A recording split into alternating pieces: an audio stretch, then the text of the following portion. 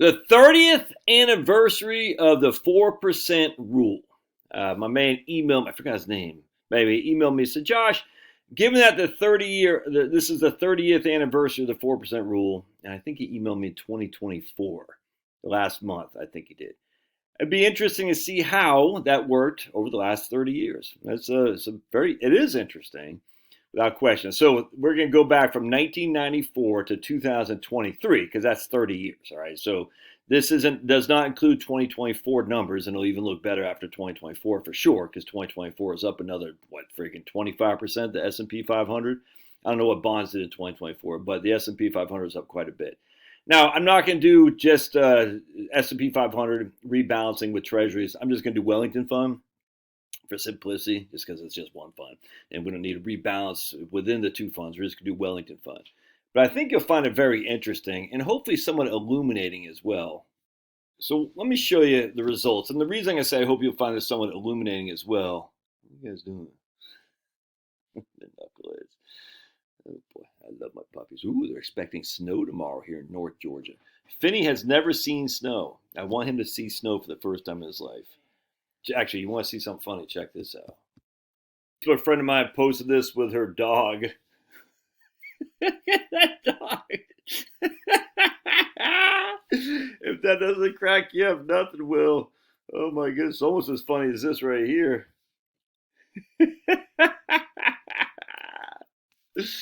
Oh my goodness. Heavenly Father, we just thank you. Thank you for giving us dogs.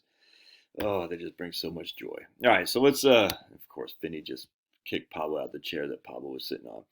All right, so we got Wellington Fund going back to 1994 to 2023. That's 30 years, all right? We have $1 million. We're going to take $40,000 a year and adjust it for inflation.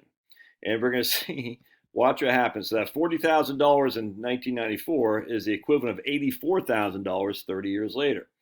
All right, so we're taking 4% a year adjusted for inflation. We start with $1 million bones. And we end with 7.1 million bones, $7.1 million. So the 4% rule with Wellington Fund worked well, but look at all the money you left on the table. So I was dealing with these clients yesterday, and they're thinking about cutting out a little bit early. I think he was 52. He wants to cut out at 55, something like that. Great people, just legends, crushing. And we're running the Monte Carlo. There's like a 50% probability of success. And look, I'm only giving a 5.5% rate of return with us in a 70-30 portfolio, similar to Wellington. I think, I can't remember what the standard deviation is. So 12%, I think. Anyway. Now, if you run that Monte Carlo, they're 55. He's going to live till 95. So for 40 years, he's going to need his money, theoretically, he and his wife. So we have a long, it's like the butterfly effect. A little drop today can have, tsunami effects, 10, 20, 30 years from now. But anyway, if we have a 5.5% rate of return with I think a 12% standard deviation, 50% of the time they run out of money. And they don't run out of money until they're in their mid-80s anyway. All right? But still, you're like, oh my goodness, I got 50% probability of success. You're like, yeah, but you have 100% probability of success. You're about 84, all right? And then, then it starts, the median starts going to zero at that stage. But that's with those scenarios of the high standard deviation, low rate of return. What if we just got a simple 5.5% fixed rate of return, all right? Now, that's not, you can't get that today. Well, I don't know, 30-year Treasury bonds right now are paying 4.9 something. 30-year Treasury bonds right now are paying, let's see, 4.932. So it's not 5 or 5.5, but it's, you're locking in 4.932 for a 30-year Treasury bond. And if this guy can generate 5.5 guaranteed with no downside risk, he's fine. He's fine to retire at 55. And that's the problem with the 4% rule is that, we'll go back to 1966. 1966, we ran out of money in year 2020 in 22 years in 1966. So you can see right here, by the time in 1987, we had no money left with the 4% rule.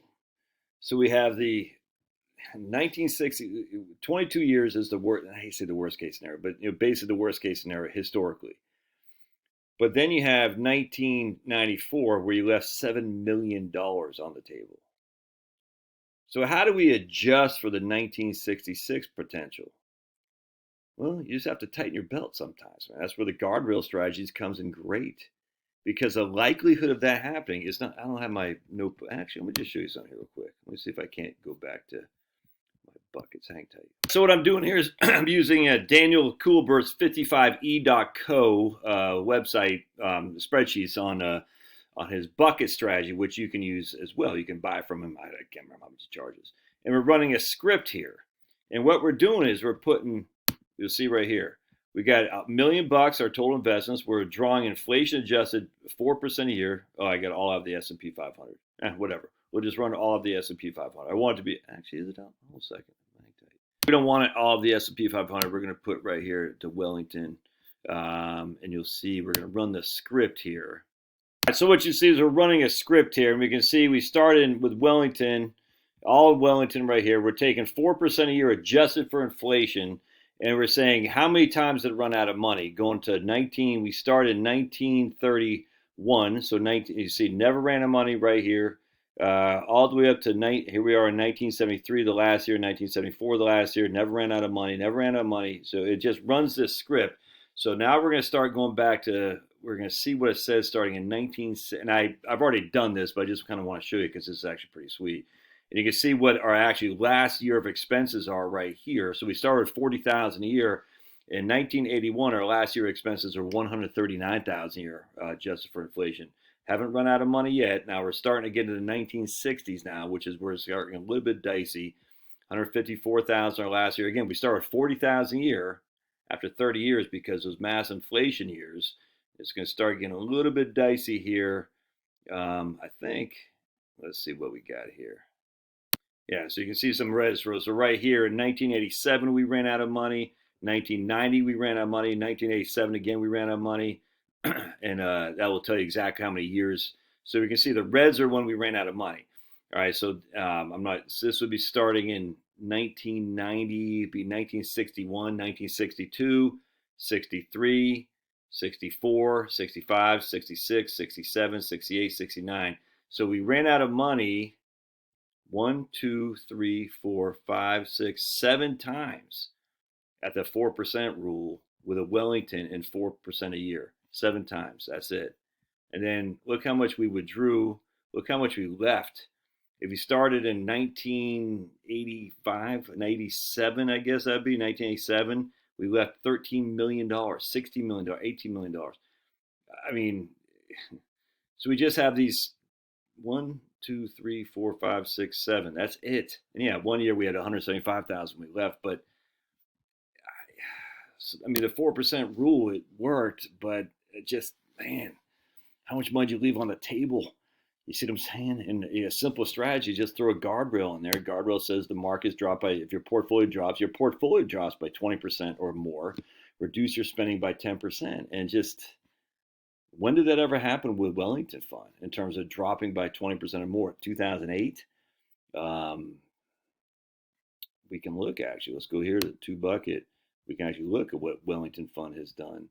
Return 2008. Second, hang tight for just a second.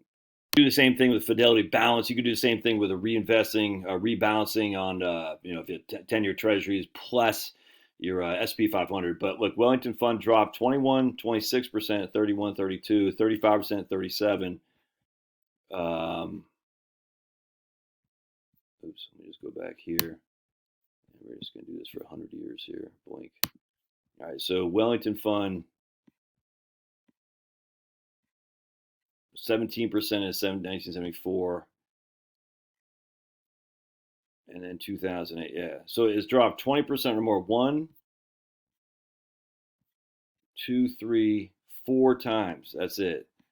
But even during the 70s, we'd have to do another guardrail when it comes to inflation. Maybe when inflation is over, because the 70s is when it started dropping. And here we got inflation 5, 5, 4, 6, 10. That might be where you say, okay, when inflation is over, but 5, maybe that's when we kind of secure it. We don't give ourselves a bump up in costs and expenses or something like that. But even here, man, I mean, see, but in 1978 we're fine, right? So 1978 would be 30 years. Would be 2000 and whatever 2000 1978 plus 30 2007.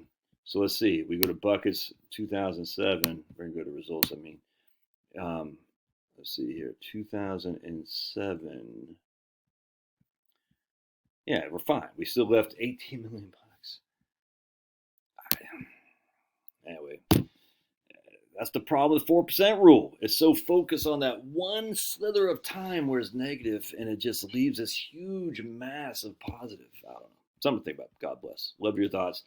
Destroy that like button. Like Ohio State will get destroyed when they play Notre Dame or Penn State. God bless.